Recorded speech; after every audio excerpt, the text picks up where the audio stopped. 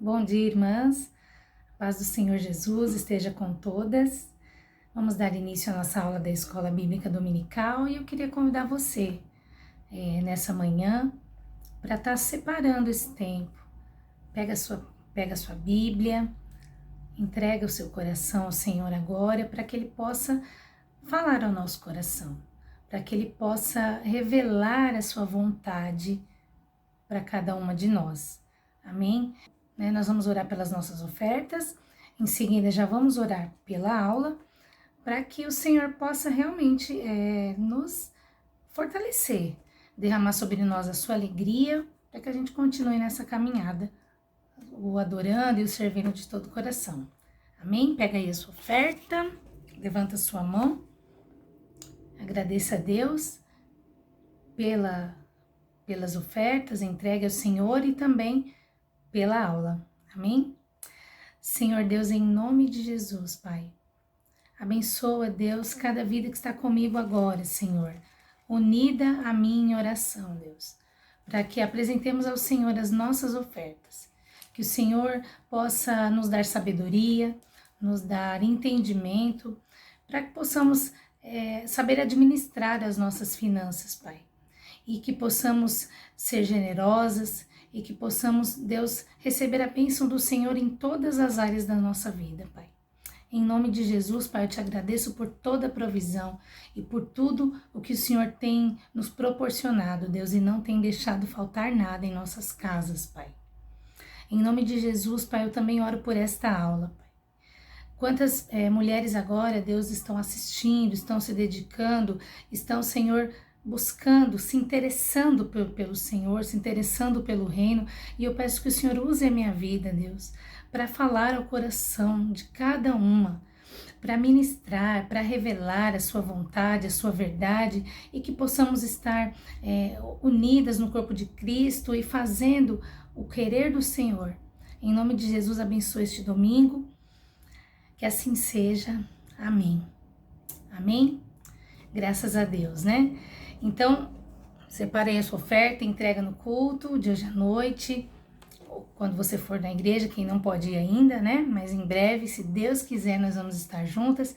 E eu quero convidar você a abrir a palavra lá em Neemias 8, do versículo 9 ao 12. Acompanha comigo a leitura. A palavra diz assim: E Neemias e o sacerdote Esdras, o escriba, e os levitas que ensinavam ao povo disseram a todo o povo: Este dia é consagrado ao Senhor vosso Deus, pelo que não vos lamenteis, nem choreis, porque todo o povo chorava ouvindo as palavras da lei. Disse-lhe mais: Ide, comei as gorduras e bebei as doçuras e enviai porções aos que não têm nada preparado para si, porque esse dia é consagrado ao nosso Senhor. Portanto, não vos entristeçais, porque a alegria do Senhor é a vossa força. E os levitas fizeram calar a todo o povo, dizendo: Calai-vos, porque este dia é santo, por isso não vos entristeçais. Então, todo o povo se foi a comer e a beber e a enviar porções e a fazer grande festa, porque entenderam as palavras que lhes fizeram saber. Amém?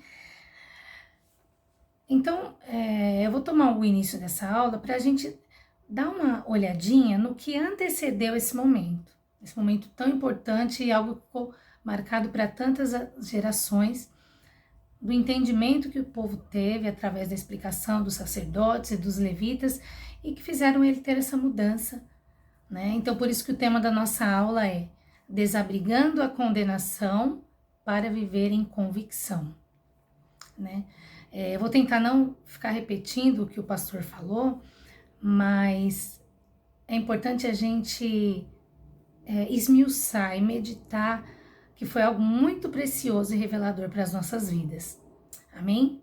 Então, contando a historinha mais ou menos, Neemias, ele ficou sabendo através dos seus irmãos, ele teve conhecimento que o povo judeu, Jerusalém, eles estavam passando por grandes dificuldades e eles haviam voltado do cativeiro babilônico, e ele também teve a informação que as muralhas de Jerusalém ainda estavam derrubadas, estavam caídas, né? Estavam um caos.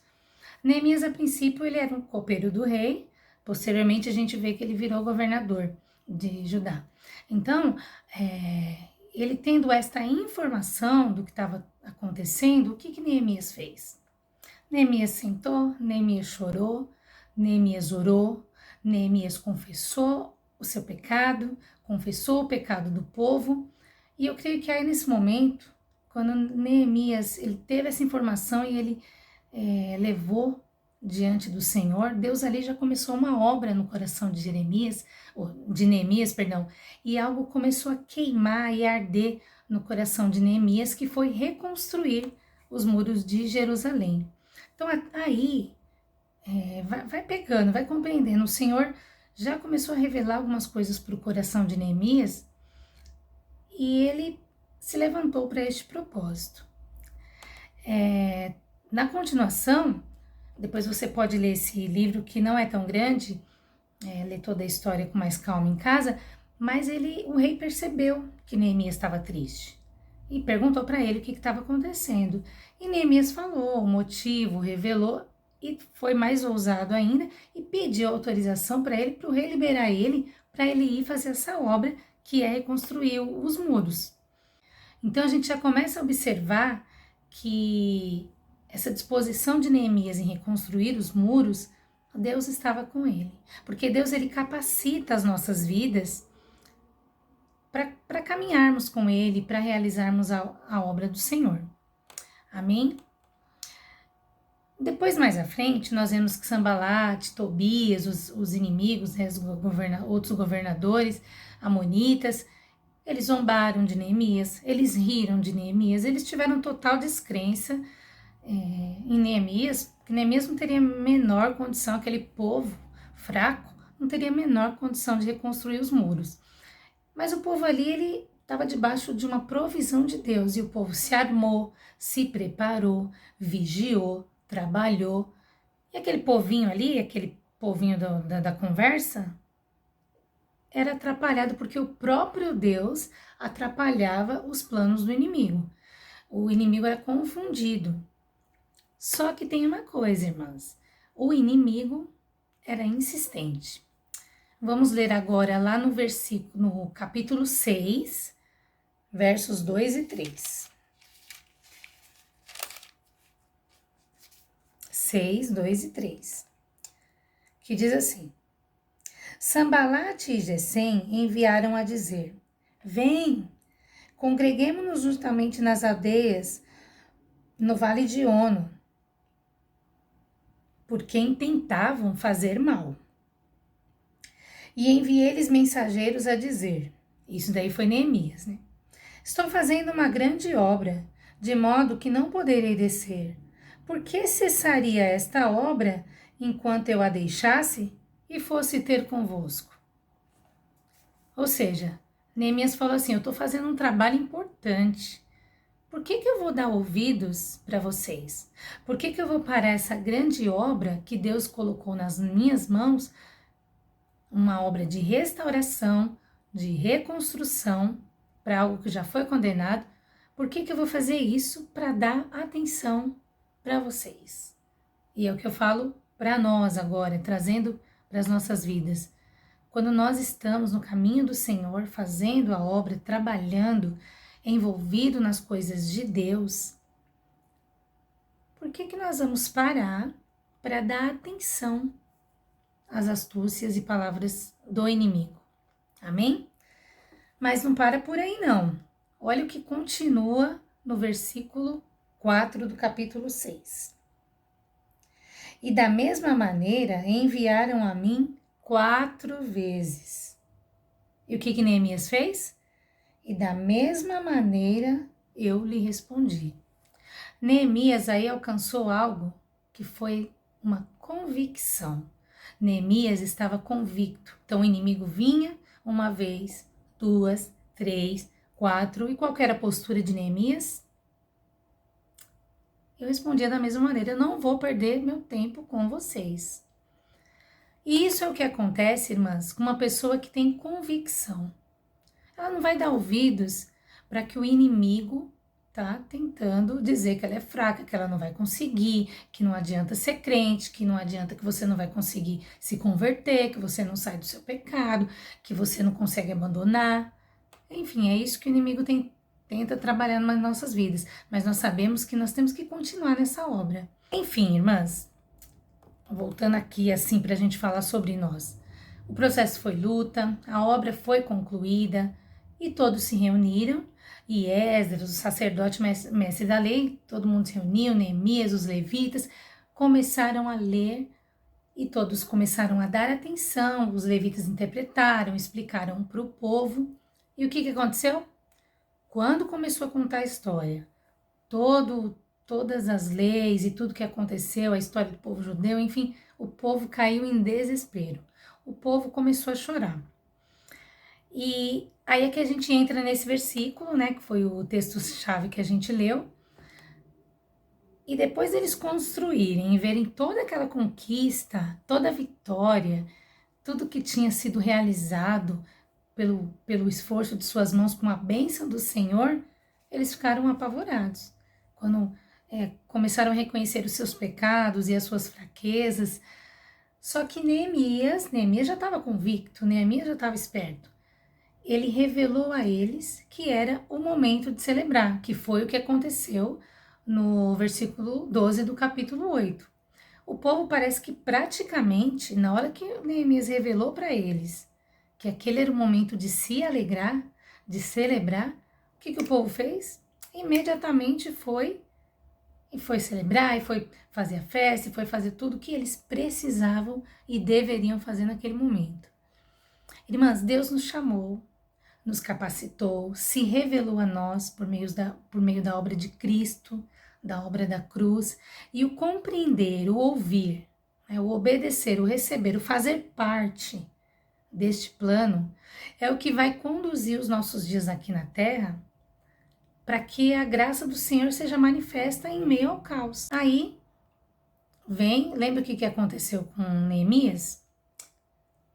Os inimigos vinham, Satanás, ele vem nos enganar, ele vem nos ludibriar para que o tempo de condenação seja o nosso fio condutor, o tempo de condenação seja algo persistente na nossa vida e tem uma exposição vexatória, vergonhosa, para impedir a gente de ter a vida que o Senhor preparou para nós, né?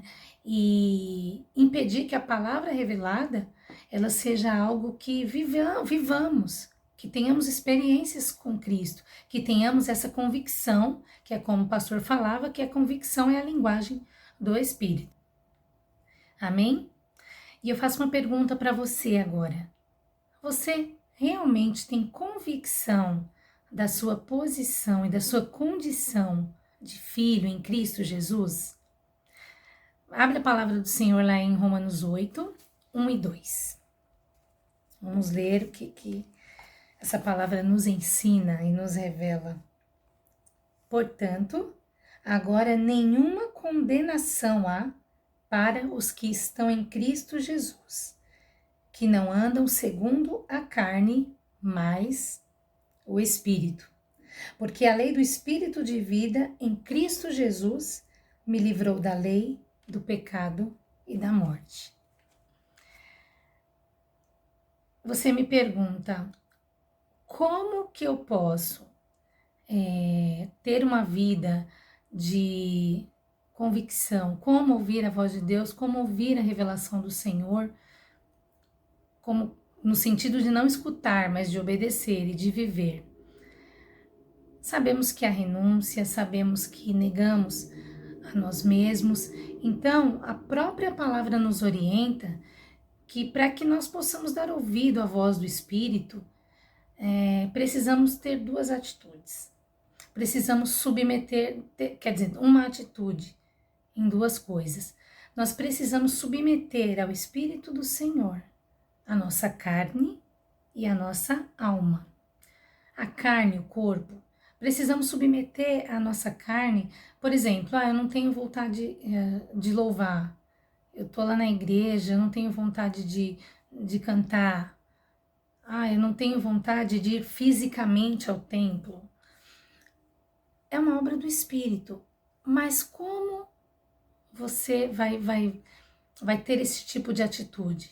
Ouvindo a palavra do Senhor e tomando decisões. O Espírito Santo ele começa a trabalhar em você, ele se move, ele se move. Então, precisamos submeter a nossa carne. Aí você fala, mas eu sou fraca, eu não consigo. Então começa a também mortificar a obra da carne. Então, de repente, você passa fisicamente com o teu corpo a não frequentar locais que não agradam ao Senhor. Você vai fortalecendo o teu espírito. Você vai mortificando, negando, renunciando às obras da carne. Tá lá em Gálatas 5, né? Nós começamos a ter posturas e procedimentos buscando em oração, buscando em santificação, buscando no Senhor, porque nada vem de nós mesmos, mas tomando decisões. Essas decisões, muitas vezes, elas não começam já nas atitudes, mas na motivação do coração. No início, no teu coração, você precisa desde já não praticar tais obras. E você vai submetendo a tua carne ao Espírito Santo do Senhor. E a outra parte é a alma. Na alma onde estão os sentimentos. Hoje eu tô triste, hoje eu tô feliz, hoje eu tô alegre, hoje eu tô mal, hoje eu tô down, hoje eu tô pra cima. Nós somos assim, temos nosso temperamento, mas nós devemos também submeter a nossa alma, porque chega um certo momento que a gente não pode ser conduzido por isso. Lembra da semana de edificação, uns anos atrás? Tem o corpo, a alma, o espírito, a gente vai caminhando até o espírito, que Deus trata ali no espírito do homem. Então, na alma, a gente fica só no átrio, fica só lá fora. Né? A gente não experimenta verdadeiramente tudo que o Senhor tem para nós. Precisamos entender que não importa se você está triste ou se você está alegre, o Senhor ele sempre vai estar com você. Sempre. E você não vai deixar de servir a Deus. Amém? Então, olha, abre lá a palavra em Salmos 42, 5. A gente já cantou muito isso. As igrejas cantam muito isso. Salmos 42, 5. Por que estás abatida, ó minha alma? E por que te perturbas em mim? Espera em Deus, pois ainda o louvarei na salvação da sua presença. Isso é um dos salmos, muito conhecido, mas a gente tem momentos que a gente tem que falar, ô alma, o coração, ô alma, por que você está abatida? Vou esperar, espera no Senhor, o Senhor é minha fortaleza, minha rocha, o meu escudo. E se levanta no espírito, para que o Senhor também, com a tua motivação interior, submetendo a sua alma, submetendo a sua carne, o inimigo não venha te enganar, te ludibriar. Amém?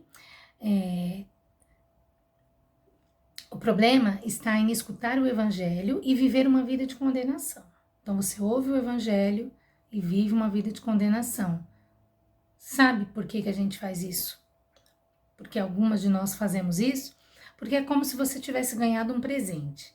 Imagina que você tem um presente, uma caixa dourada, linda, maravilhosa, uma fita, uma embalagem maravilhosa, e esse presente é seu. Você ganhou. Aí você colocou lá na sua cabeceira da sua cama. Aí você acorda, a primeira coisa que você faz é ver o presente. Aí você vai dormir, a última coisa que você faz é ver o presente. Aí chega uma visita na tua casa, você mostra o presente, só que você não abre. Tá lá, com o tempo vai pegando poeira. Por que você não abre o presente, irmã? Tem que abrir o presente. Então, a graça do Senhor sobre a sua vida é isso. Ela não é um acontecimento, como é que eu posso dizer? Que se findou ali. A graça é um acontecimento contínuo na sua vida. E a graça, ela vai se manifestando te dando graças, e você vai vivendo a vida que o Senhor tem para você. Então eu te convido nessa manhã, se você não abriu esse presente, você tem ele, Você tem ele, talvez você está na igreja há 20 anos, há 15 anos, há 2 anos, há 1 ano, há 1 mês, há 1 dia. Abre o presente, experimenta esse presente, usa esse presente. Amém? Agora eu parto para o próximo passo, que é a segunda pergunta que eu quero fazer para você. Você tem o desejo real de compreender a palavra, de ter a revelação dessa palavra? Porque muitas vezes, irmãs, a gente não quer. Ai, tá bom até aí, tá bom. Né? Presta atenção nos 20 minutos de palavra, tá bom até aí. Ai, eu participo da ceia, tá ótimo. Por quê? Porque a gente não quer se envolver, estar comprometido com a palavra. Isso é algo que você e eu precisamos identificar se de fato acontece nas nossas vidas. Porque quando eu não me inclino a buscar a palavra, a receber, quando eu não me dedico, lembra que o pastor comentou, que realmente está aqui no texto, que o povo todo deu atenção a ouvir e os sacerdotes explicaram para o povo, ensinaram, interpretaram para o povo. É isso mesmo, é isso que acontece, é um culto. É um culto que estava acontecendo ali. Nós vamos ao culto, que é essencial e indispensável. Não é fazer a sua religião em casa. É indispensável cultuarmos ao Senhor. Tenha esta convicção. Então, o fato do pastor expor a palavra dele, o Senhor vai tratando e vai se revelando no nosso coração. É isso mesmo. Se nós não tivermos essa dedicação, nós acabamos caindo num sério risco, que é ter um processo de agirmos dentro de uma interpretação própria, carnal e parcial. Ah, isso eu creio, essa parte eu não creio. Ah, isso eu obedeço, essa parte eu não obedeço. Essa parte eu concordo, essa parte eu não concordo. E agindo de uma forma parcial, nós acabamos reagindo com a nossa alma. Então, agimos errado e reagimos errado. Agindo com a carne, agindo com motivações carnais e reagindo com a alma, de forma almática. Isso vai te levar ao quê? A uma vida medíocre. Não, eu não estou falando um xingamento. Medíocre é uma vidinha mediana. Te lembra alguma coisa? Te lembra mais ou menos a palavra mornidão, mediana, mornidão? Então, mais algo que nós possamos meditar no dia de hoje. Amém? É muito. Nós precisamos avaliar, por exemplo, eu vou cantar, eu vou louvar porque eu tô feliz. Eu vou orar porque eu tô triste, eu tô desesperada, Deus precisa agir, pelo amor de Deus. Irmã, intercede por mim, pelo amor de Deus. Uma experiência pessoal, quando eu aceitei Jesus, a primeira vez eu aceitei Jesus, eu fui lá na frente, eu chorei. Pergunta se eu fui na igreja na próxima semana. Acontece, né? Acontece com muitas de nós. Só que aí vem mais uma coisa que o pastor falou. O evangelho, ele é boa nova. Então, a graça de Deus, ela não foi invalidada. Um ato de obediência, um ato de se render ali, aceitar o Senhor Jesus começa a trabalhar no nosso coração, a obra começa sendo feita. O problema não está nisso, o problema está em depois nós invalidarmos a graça de Deus na nossa vida. Nós ficarmos dando mais atenção para os ataques do diabo, para as acusações de Satanás, carregando defunto, né? Como se a gente tivesse um livro, e o livro ele explica condenação, informação, revelação, convicção, mas você só fica no primeiro capítulo. Você só fica na condenação. E aí a gente passa pecado, passa luta, passa dificuldade e deixamos passar desapercebidos que a solução e a resposta vem da própria palavra e vem do céu. Então Deus, diante de toda a sua perfeição, ele expõe os nossos pecados, nos corrige, nos perdoa, nos dá direção e nos transforma para um propósito. Isso tudo quando ele já nos fortaleceu para a gente vencer. Por isso, irmã, que às vezes, quando fala que Deus nos corrige, às vezes a gente vai no culto e às vezes a gente não queria ouvir aquela palavra, não era bem o que eu estava esperando para essa noite, pastor. Mas é lindo, porque é através dessa exposição que Deus confronta as nossas vidas para que a gente saia do lamaçal, do buraco e vai reinar com Ele, vai viver com Ele. Nós saímos capacitados de um culto com as mãos adestradas para guerrear, preparados, armados, prontos, com soldados vestidos, limpos, santificados, purificados para a batalha que é aqui fora. Então, que a gente não venha abrir mão disso, amém? E somente ouvindo a palavra do Senhor, nós podemos obter a revelação, que o Espírito Santo, ele atua poderosamente. Como, irmã? Não sei. Muitas vezes não há explicação. É algo divino, é algo sobrenatural. O Espírito Santo, ele transforma, ele vai lá no teu, ele passa o corpo, a alma, o Espírito, ele transforma você. Essa revelação, ela faz com que a nossa ação diante das situações, a situação de vida, seja diferente quando nós somos conduzidos por ele. O povo estava lá chorando, né? O povo estava triste a princípio. Era um dia que houve um arrependimento, mas houve perdão, houve restauração. E novamente falando, assim que eles acabaram de ouvir, eles partiram para celebrar e para se alegrar. Falando mais no versículo mesmo, em que a alegria de Deus é a nossa força, a alegria de Deus, ela é a nossa graça, ela é a nossa condição de agir, ela é a nossa coragem, ela é o nosso poder para a ação. É a experimentação da graça mesmo. E ao mesmo tempo que Paulo fala que o poder de Deus, ele se aperfeiçoa na nossa fraqueza, tudo isso é para que nós não sejamos impedidos de fazer o que o Pai deseja, né? Eu lembro das palavras algumas semanas atrás de Esaú e Jacó, né? É como se ao mesmo tempo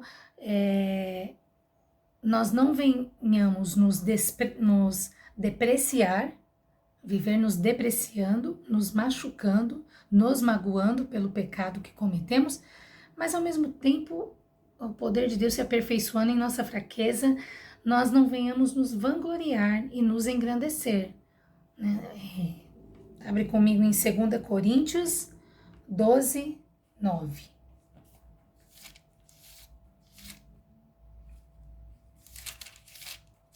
Segunda Coríntios 12, 9. Diz assim: e disse-me, o Senhor, né? Diz para Paulo: a minha graça te basta, porque o meu poder se aperfeiçoa na fraqueza. De boa vontade, Paulo fala, né?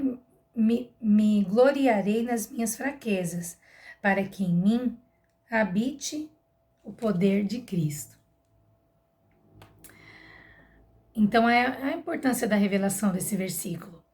Ao invés de nós ficarmos rendidos ao pecado, no sentido de vivermos sendo acusados por Satanás e vivermos uma vida de condenação pelas nossas fraquezas, pelas nossas ineficácias, eu não consigo.